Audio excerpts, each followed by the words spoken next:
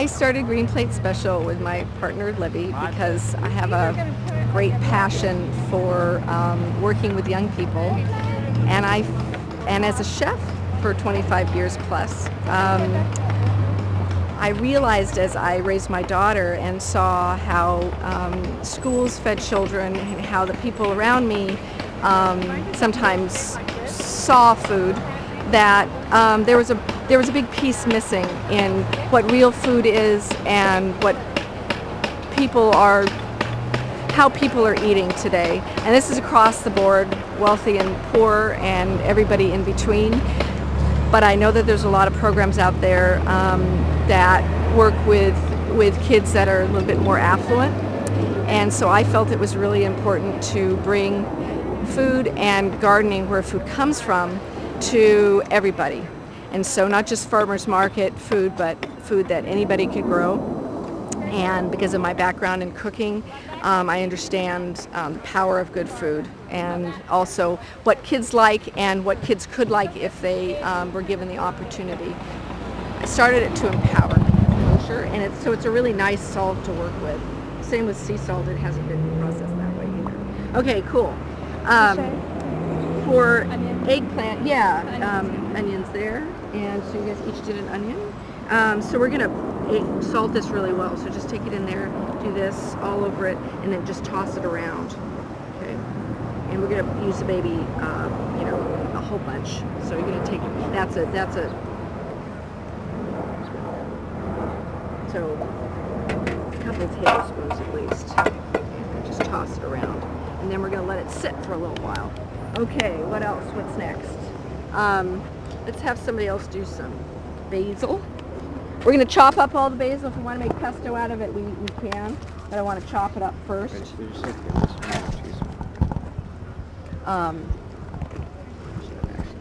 that so I get an idea of how much a tablespoon is. Do you want me to cut these onions?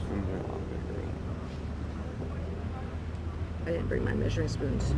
That's about a tablespoon right there. And a teaspoon is about a teaspoon there. So we're almost done. The only thing that we're trying to do is get all the moisture out, or get a lot of the moisture out.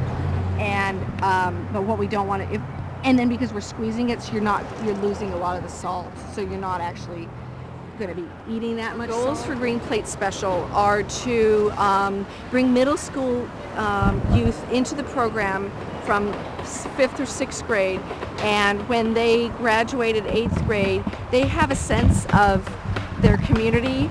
They have an understanding of where their food comes from and why it's important to understand that. They feel like if they wanted to grow their own food, they could.